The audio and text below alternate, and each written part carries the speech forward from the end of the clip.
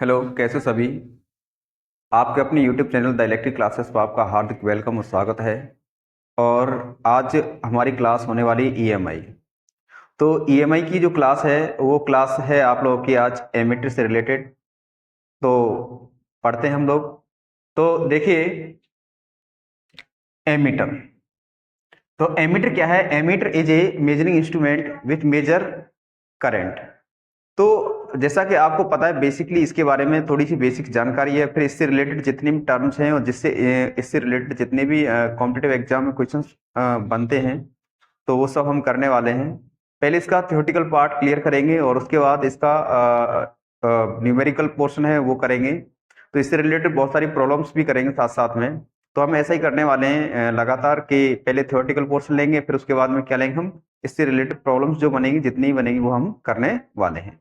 तो देखें, this is a this is a modification of tangent galvanometer.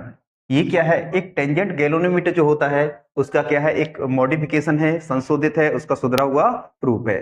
तो सबसे पहले जो इंस्ट्रूमेंट आए, जिनको एब्सोल्यूट इंस्ट्रूमेंट या प्राइमरी इंस्ट्रूमेंट कहा गया, वो उसमें पहला नाम आता है टेंजेंट गैल्वेनोमीटर। ठीक है। तो फिर है ampere ammeter are connected in series. Ammeter जो होता है इसको हमेशा किस में जोड़ा जाता है? सीरीज में कनेक्ट किया जाता है इन द सर्किट। तो सर्किट में सीरीज में कनेक्ट किया जाता है।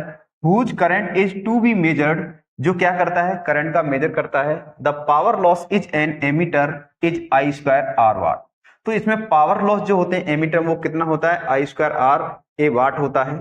देयरफॉर, इसलिए ammeter should have a low electrical resistance so that they causes a small voltage drop. इसलिए एमीटर जो होता है क्या करता है? लो इलेक्ट्रिकल रेजिस्टेंस रखता है, ठीक है ना, जिसके कारण यह अपने अंदर बहुत कम वोल्टेज ड्रॉप कर पाता है। ठीक है। तो बेसिकली आपको पता है कि एक एमीटर जो होता है कंस्ट्रक्ट किया जाता है, तो उसके अंदर जो रेजिस्टेंस की वैल्यू होती है वो क्या रखी जाती है? हमेशा लो रखी जाती है। और लो रखने की वजह क्या है? उसमें वोल्टेज ड्रॉप क्या होते हैं? कम हो पाते हैं, और अच्छी एक सेंसिटिविटी, एक्यूरेसी के साथ में अपना मेजरिंग कर पाता है। उसके बाद है ammeter is a secondary instrument. Emitter कैसा इंस्ट्रूमेंट है? सेकेंडरी इंस्ट्रूमेंट है। कहने का मतलब है इंस्ट्रूमेंट्स दो टाइप से हुआ करते थे, एक था एब्सोल्यूट इंस्ट्रूमेंट, दूसरा था आपका सेकेंडरी इंस्ट्रूमेंट। ठीक है। तो ये सेकेंडरी इंस्ट्रूमेंट है, और ये इंस्ट्रूमेंट जो है आप लोगों के एनालॉग इंस्ट्रूमेंट है, जिसके बारे में हम पढ़ रहे हैं अभी। ठीक है। एनालॉग इंस्ट्रूमेंट ही जो आप लोगों के इलेक्ट्रिकल फील्ड में यूजेबल है, और उसी से रिलेटेड ज्यादा क्वेश्चन पूछे जाते हैं। तो अभी हम जो पढ़ रहे हैं एनालॉग एमीटर ही पढ़ रहे हैं, ठीक है ना। फिर है एमीटर कैन बी एमसी और एमआई टाइप। एमीटर जो होता है एमसी टाइप हो सकता है, या फिर किस किस टाइप हो सकता है? एमआई टाइप हो सकता है। तो मूविंग कॉइल या मूविंग आयरन टाइप हो सकता है।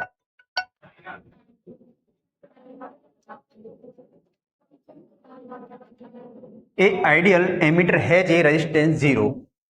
एक आदर्श जो एमीटर होता है अपना रेजिस्टेंस अप्रोक्स कितना रखता है? जीरो। ठीक है। तो ये सुपीरियर क्वेश्चन है, और इस प्रकार के क्वेश्चन आपको लगातार बहुत सारे एग्जाम में मिलते रहे हैं और मिलते रहेंगे, कि आइडियल जो एमीटर होता है उसका रेजिस्टेंस कितना होता है? अप्रोक्स लगभग जीरो के बराबर होता है।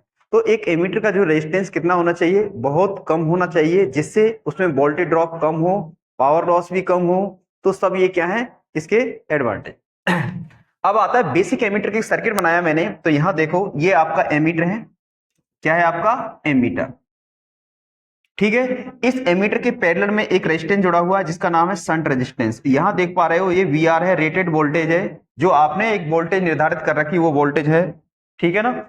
और आई यहां पर जो है टोटल करंट फ्लो हो रही है, और ये एक नोड बन गया, एक जंक्शन बन गया। एक जंक्शन से इधर की तरफ करंट गई, और एक करंट इधर की तरफ गई।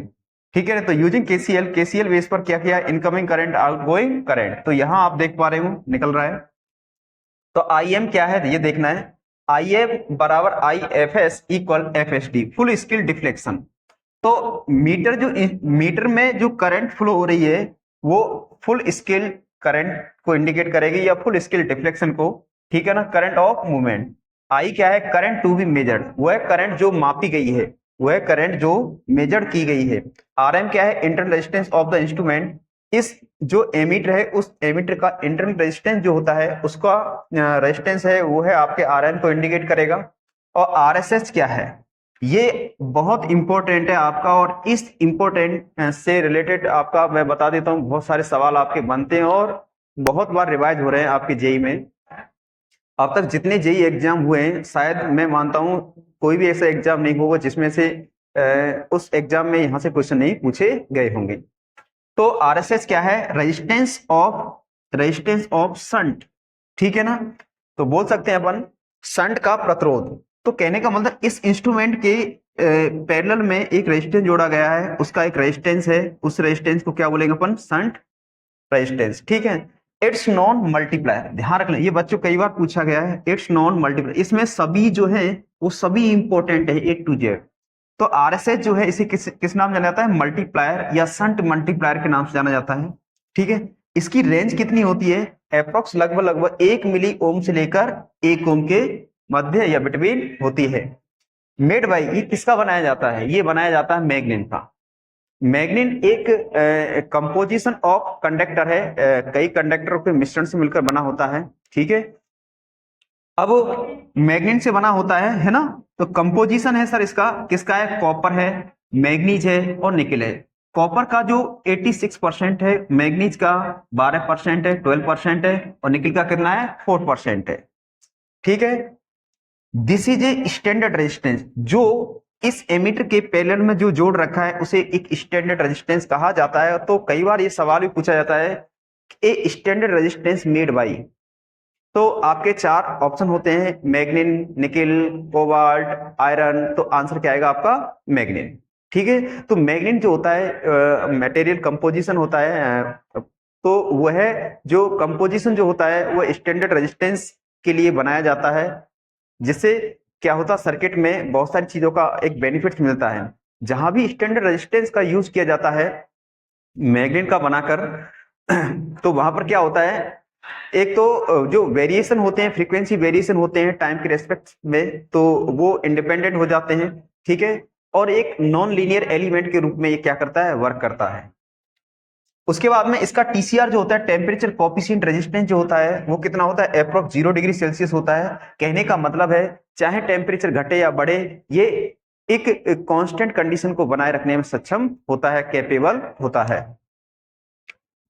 It has no effect on the short circuit current. यह अगर सर्किट शॉर्ट सर्किट की स्थिति बनती है तो ये कोई इफेक्ट, कोई प्रभाव नहीं डालता है। While it reduce open circuit voltage.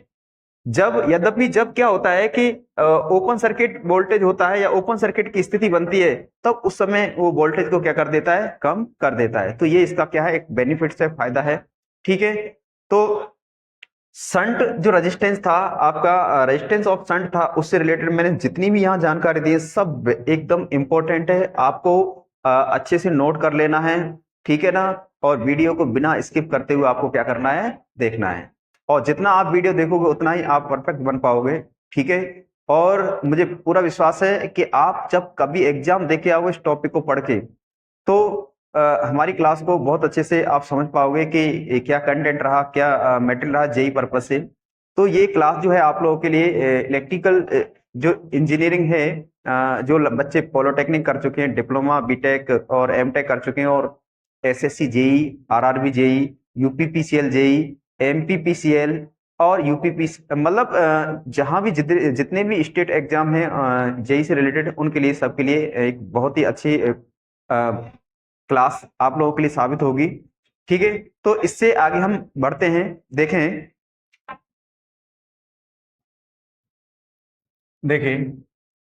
Effect of temperature change in ammeter. तो क्या है, अगर एमीटर जो है उस एमीटर अपना वर्किंग पोजीशन में है और टेम्परेचर अगर चेंजेबल हो जाता है, तो फिर एमीटर की रीडिंग पर इफेक्ट्स आएंगे। और एमीटर की रीडिंग जब इफेक्ट्स आएंगे तो वो क्या होगा, ज्यादा अच्छा सेंसिटिव प्रोसेस नहीं कर पाएगा, एक्यूरेसी शो नहीं कर पाएगा, तो एरर जनरेट करेगा। तो ऐसी कंडीशन में क्या है, क्या करना है, देखें, एक स्वैम्पिंग रेजिस्टेंस होता है और वो एमीटर के सीरीज में कनेक्ट किया जाता है। कौन सा रेजिस्टेंस होता है? स्वैम्पिंग। यहां आप देख रहे होंगे कि ये इंस्ट्रूमेंट है आपका, एमीटर है, इस इंस्ट्रूमेंट के सीरीज में एक स्वैम्पिंग रेजिस्टेंस कनेक्ट किया जाता है। तो स्वैम्पिंग रेजिस्टेंस जो होता है वो क्या काम करता है, to compensate the error due to temperature variation. जो तापमान जो चेंजेबल होता है, ताप में जो परिवर्तन होता है, तो उसमें उसके कारण जो त्रुटि होती है, एरर आता है, उसको क्या कर सकता है, क्या करता है, कंपनसेट करने का काम करता है। ठीक है। और ये दोनों ही डाटा जो है आपके ऐसे हैं जो मोर टाइम्स रिवाइज हुए हैं, रिपीट हुए हैं एग्जाम में, जेई एग्जाम में। या फिर ऐसे करके देता है, reduce the effect of the temperature on the emitter reading. जो एमिटर का जो रीडिंग होती है, उस एमिटर की रीडिंग जो टेम्परेचर के कारण प्रभावित होती है, इफेक्टिव होती है, उसको क्या करता है, उस प्रभाव को घटाता है, उस प्रभाव को कम करता है। कौन, स्वैम्पिंग रेजिस्टेंस। अब आता है ये किसका बना होता है, this resistance made by magnet. ये रेजिस्टेंस जो होता है, स्वैम्पिंग रेजिस्टेंस जो होता है, ये मैग्नेट का बनाया जाता है। और मैग्नेट का बनाने की वजह सबसे है यही है कि इसका टीसीआर जो होता है, टेम्परेचर कोएफिशिएंट रेजिस्टेंस, वो क्या होता है, कांस्टेंट हो सकता है 0 डिग्री सेल्सियस। कहने का मतलब है अगर इंस्ट्रूमेंट में टेम्परेचर बढ़े घटे तो रेजिस्टेंस कैसा रहता है, वहां पर कांस्टेंट रहता है। जब रेजिस्टेंस ही कांस्टेंट रहेगा तो करंट वेरिएशन नहीं करेगी, और करंट वेरिएशन नहीं करेगी तो वहां पर रीडिंग या बोल सकते हैं रीडिंग लेने में या रीडिंग देने में वहां पर ये एरर जनरेट नहीं करेगा। ठीक है। तो उसके बाद नोट डाला है मैंने यहां पर, और देखें, when MI type instrument change in frequency of AC current, a conditioner of suitable value is used in parallel with a swamp resistance। अगर MI टाइप इंस्ट्रूमेंट में क्या होता है, AC करंट जो फ्रीक्वेंसी बदलती है, MI टाइप इंस्ट्रूमेंट जो होता है उसमें AC करंट जो है फ्रीक्वेंसी चेंजेबल होती है, तो क्या किया जाता है, एक स्वयं रेजिस्टेंस जो होता है, ये रेजिस्टेंस होता है, ये रेजिस्टेंस स्वयं रेजिस्टेंस, इस रेजिस्टेंस के पैरेलल में क्या जोड़ा जाता है, एक कैपेसिटर जोड़ा जाता है। क्या जोड़ा जाता है, तो जब ऐसा होता है तो एक conditioner of suitable value is, मतलब एक सुटेबल वैल्यू का एक कैपेसिटर होता है, उसका यूज किया जाता है पैरेलल विद ए स्वयं रेजिस्टेंस।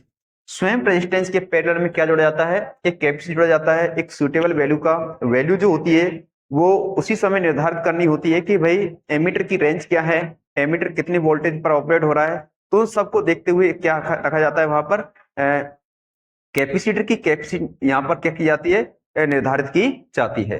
तो effect of temperature change in ammeter समझ में आया होगा। बहुत ही बेसिक चीज है कि अगर एक एमीटर जो होता है वो अपना वर्किंग कंडीशन में टेम्परेचर कारण रीडिंग में चेंजेबल दे रहा है, तो हम क्या करेंगे, उस एमीटर के सीरीज में एक स्वयं रेजिस्टेंस जोड़ेंगे, और वो स्वयं रेजिस्टेंस क्या करेगा, एरर जो रीडिंग लेते समय एरर आ रहा था उसको रिड्यूस करेगा, कंपनसेट करेगा। ठीक है। और ये किससे जोड़ा जाता है, अमीटर की सीरीज में जोड़ा जाता है। किसका बना होता है, मैग्नेट का बना होता है। ठीक है। चलो, तो मैग्नेट क्या है, कंपोजिशन है किसका, कॉपर, निकल और मैग्नीज का। ठीक है ना। तो मैंने इसका रेशो भी बता चुका था, कॉपर का 84%, ठीक है, निकल का 12% और उसके बाद मैग्नीज का 2%। तो वो सब चीजें आपको देख लेना है। और उसके बाद मैंने कहा कि अगर एमआई टाइप इंस्ट्रूमेंट जो होते हैं, उस एमआई टाइप इंस्ट्रूमेंट में एसी फ्रीक्वेंसी चेंजेबल होती है। ठीक है। तो अब एसी फ्रीक्वेंसी चेंजेबल होगी तो रीडिंग डेफिनेटली क्या करेगा, वो गड़बड़ करेगा। तो ऐसी कंडीशन में क्या करेंगे, स्वयं रेजिस्टेंस जो होगा उस रेजिस्टेंस के पैरेलल में एक सूटेबल जो रेंज का एक कैपेसिटर जोड़ेंगे, जिससे क्या होगा, ये एरर रिड्यूस हो जाएगा और आपका एमीटर जो होगा एक अच्छी और शानदार रीडिंग देने लग जाएगा। तो अब नेक्स्ट आप चलते हैं, आपका एमीटर की रेंज एक्सटेंशन कैसे करनी है। अगर एक एमीटर है उसकी रेंज को एक्सटेंड करना है, बढ़ाना है, तो उसके लिए क्या करना है, तो वो पोर्शन और देखते हैं। और जब ये होगा आपका एमीटर रेंज एक्सटेंड कर लेंगे हम लोग, तो उसके बाद इससे रिलेटेड न्यूमेरिकल प्रॉब्लम्स करेंगे। ठीक है। और इसी वीडियो में मैं पूरा ही करने वाला हूं, पहले थ्योरेटिकल पोर्शन, उसके बाद में न्यूमेरिकल पोर्शन। ठीक है। तो अब एमीटर की रेंज एक्सटेंशन को जानते हैं।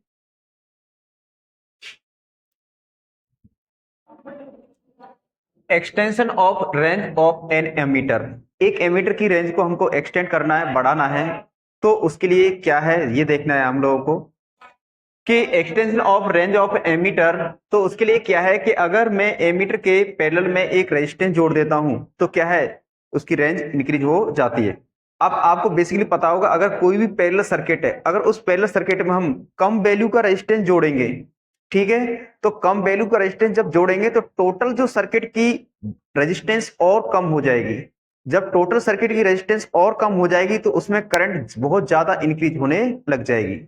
तो शंट में कम वैल्यू का रेजिस्टेंस जोड़ने से क्या होगा, कि सर्किट में करंट की वैल्यू पहले की अपेक्षा और ज्यादा बढ़ जाएगी। तो इसको हम समझते हैं अच्छी तरीके से, आपके जो सीरीज पैरेलल जो कॉम्बिनेशन आता है तो वहां भी इसको समझ लेते हैं, ठीक है ना। देखें तो बच्चों, एक तो ये है ना, ये जो मैं लिखा रहा हूं यहां पर देखना, ये very very important, very very important exam के पॉइंट ऑफ व्यू। जितने भी जेईएन के एग्जाम हुए हैं, शायद कोई भी ऐसा एग्जाम नहीं होगा कि यहां से क्वेश्चन पूछा नहीं गया। तो देखें, अगर आप एक एमीटर की रेंज को एक्सटेंड करना चाहते हो, बढ़ाना चाहते हो, तो क्या है, to increase the measuring limit of an ammeter a low value resistance is connected in parallel. अगर आपको एक एमीटर की रेंज जो है मापन के लिए बढ़ानी है, तो आपको क्या करना पड़ेगा, लो वैल्यू का रेजिस्टेंस किसमें जोड़ना होगा, पैरेलल में जोड़ना होगा।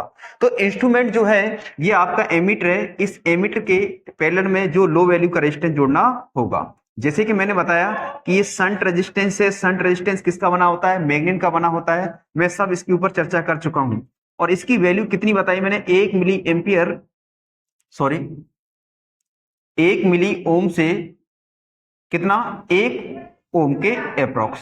अगर लो वैल्यू का रेजिस्टेंस है तो उसकी वैल्यू हमेशा क्या आएगी, लेस देन टू 1। तो ये डिपेंड करेगा भाई कि आपका एमीटर किस प्रकार का आप डिजाइन करवाना चाह रहे हो, ठीक है। तो लो वैल्यू का रेजिस्टेंस क्या होगा, लेस देन टू 1, ठीक है, with the coil of the instrument and which is called a shunt और मल्टीप्लायर।